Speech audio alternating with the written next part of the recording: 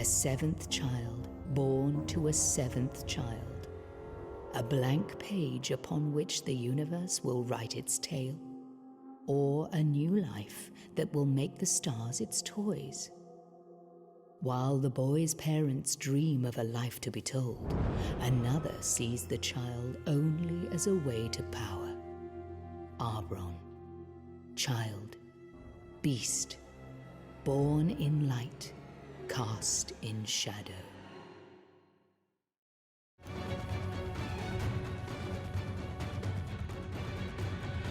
In this one child, the fates had made a vessel strong enough to bind 1,000 souls. Knowing the power this could give him, Malatoth, Reaper of Spirits, Destroyer of Worlds, gave the command for the child to be taken. A future was lost. A future was born. One of war and destruction. As the people of the plains prepared, Arbron's mother began her search for the child that had been taken. She would bring back the hope he had offered.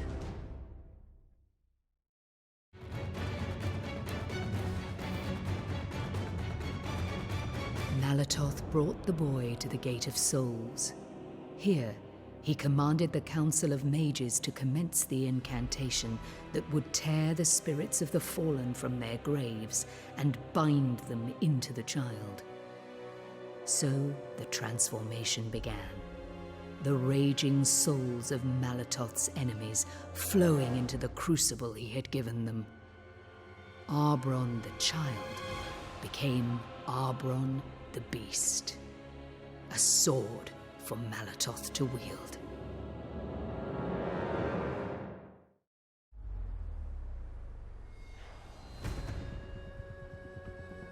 World after world was conquered by Malatoth, the souls of the fallen feeding the mages' twisted experiments.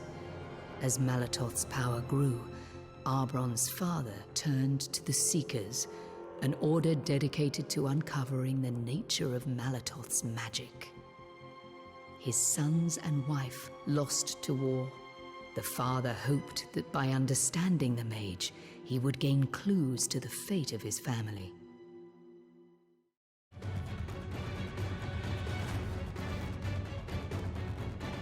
A 1,000 vanquished souls bound within him, Arbron was now Malatoth's beast. Unleashed against those who defied his creator, the beast fed on blood, drawing in the tortured spirits of those it killed. The beast was unstoppable.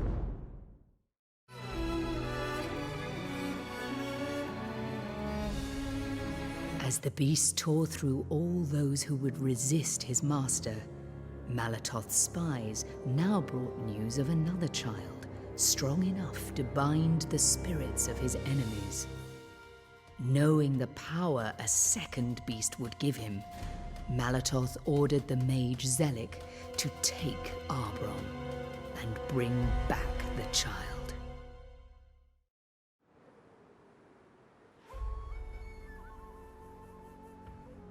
Malatoth's enemies had not been idle.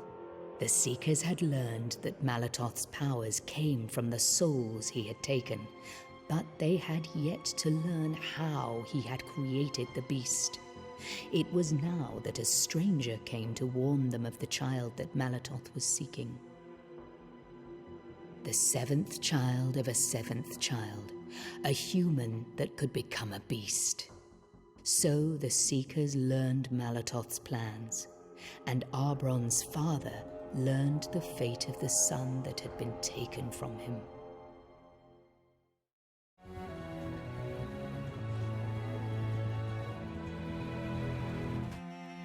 Finding the child that Malatoth was hunting, the Seekers tried to take her to safety, a place beyond Malatoth's reach. But they were too late.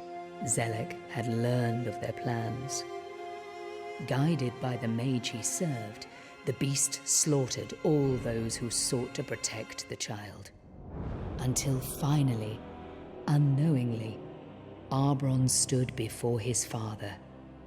Recognizing his son and knowing of the bond that tied the beast to its master, Arbron's father gave his life in the hope that his blood would free his son.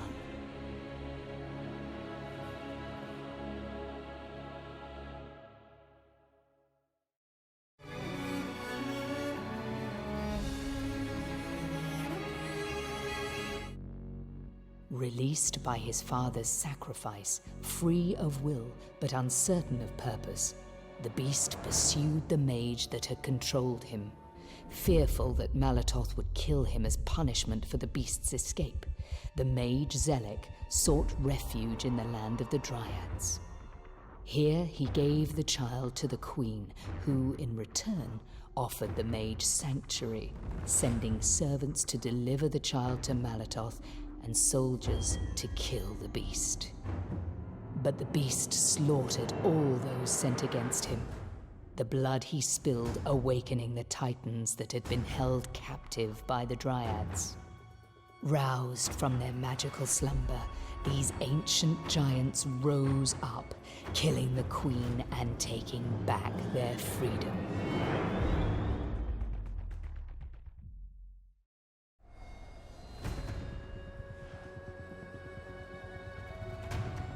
While the Queen of the Dryads had died, her servants had carried out her final command. The child had been delivered to Malatoth. The mage had acquired the vessel he needed, and with it, he would create his new beast.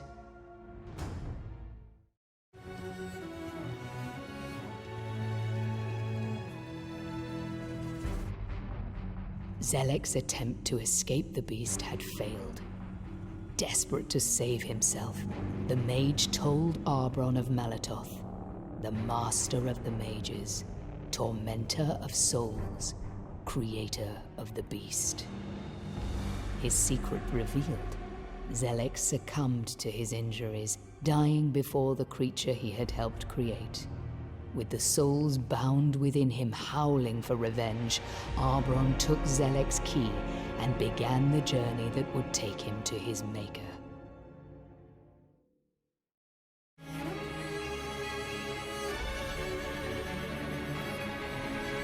With Zelek dead, Malatoth knew he could not regain control of the beast, so the mage turned to the child he had found.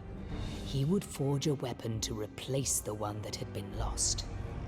Focused upon this new beast, Malatoth ordered the destruction of his old creation.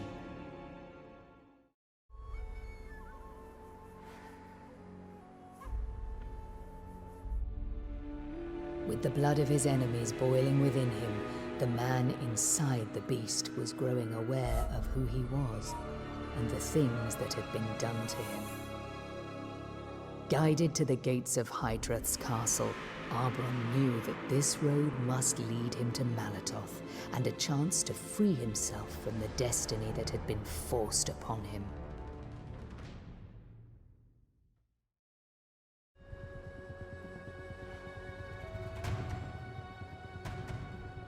Long Malatoth's favorite, the Hydrath believed himself powerful enough to fulfill his master's wish for Arbron's destruction. Here, in the darkness of the Hydrath's castle, the beast could not cast its shadow. Here, it would be stopped.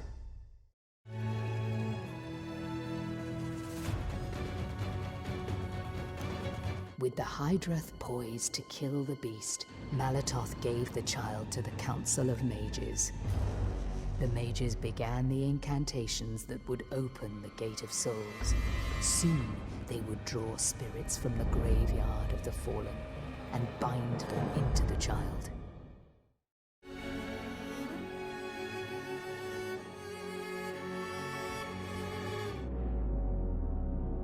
With the Hydrath dead, Malatoth realized the power his creation now possessed.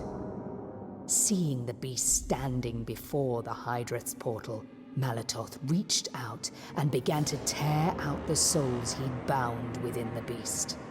The mage would not fear his creation. He would take back his power.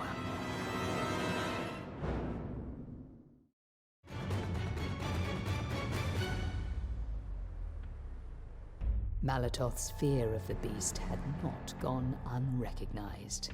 The Sentinel, another of Malatoth's creations, wanted revenge on the mage, but did not have the power to confront Malatoth directly. Seeing Malatoth's fear of the beast, the Sentinel realized it had found the instrument it needed and set out to find Arbron.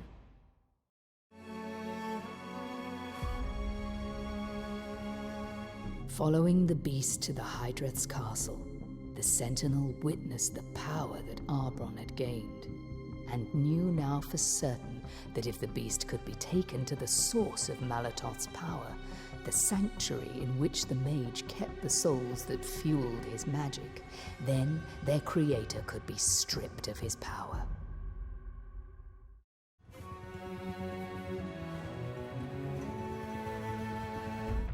Saving the beast from Malatoth's attempt to drain the souls from inside him, the Sentinel fled from the Hydrath's castle. Pursued by Malatoth's forces, the Sentinel took the beast to the heart of Malatoth's power, the graveyard of the fallen. If Arbron could channel the tormented souls trapped here and bring their power into himself, then the beast would strip Malatoth of his magic.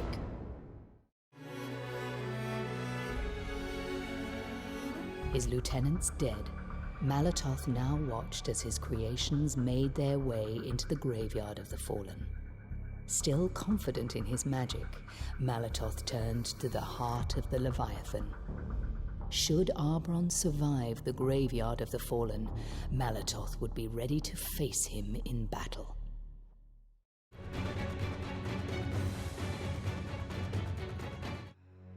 Confronted by the souls of those he had slain, the beast offered the spirits an escape from the prison where Malatoth had confined them. One by one, the fallen gave themselves to the beast. Through Arbron, the slain would have their chance to take revenge on their tormentor.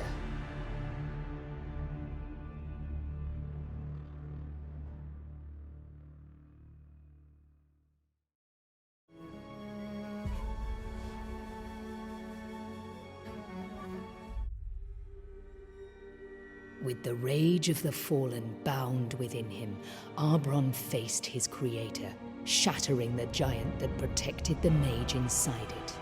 The beast destroyed the last bastion of Malatoth's strength, the Leviathan.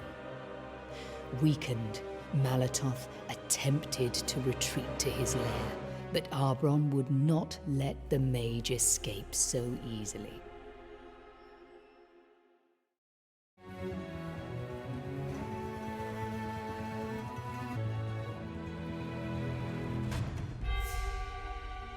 His creator before him, Arbron heard Malatoth's pleas and allowed the mage to keep his power in return for ending the curse that had been placed upon him. Human once more, Arbron could now live the life Malatoth had taken from him as a child, but he would remain forever in the shadow of the beast.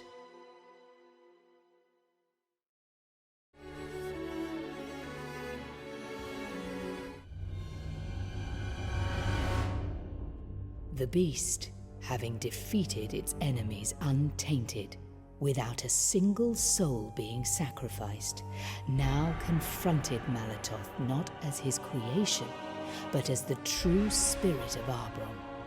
Rejecting Malatoth's offer to return him to human form, the beast gave Malatoth to the souls the mage had tortured.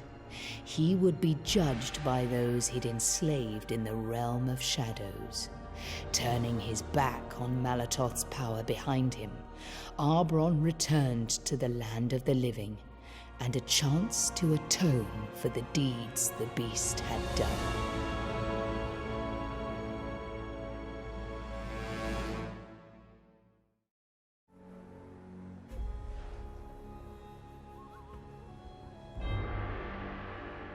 Having witnessed Arbron's choice, the sentinel appeared before him with a blessing and warning.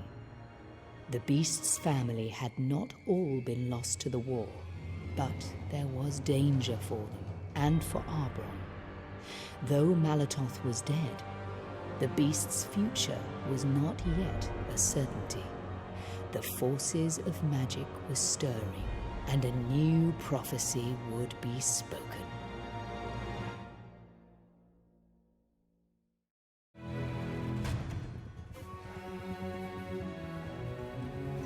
With Malatoth dead, those who had shared his power looked to their magic. They would not share Malatoth's fate, not while the child still lived. If the mages could find someone with the power to open the Gate of Souls, a new beast would rise to cast its shadow. And this beast would be theirs to control.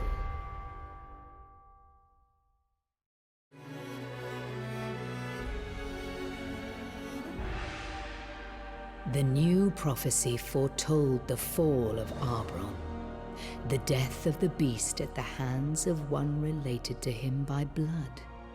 Redemption was at hand, but only if the prophecy could be stopped.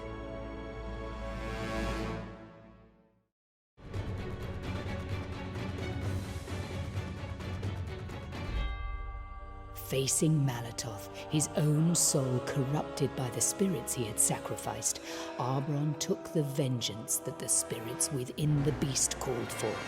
He killed Malatoth and took the mage's power for his own. Now Arbron would decide the fate of worlds, as his creator Malatoth had done before him.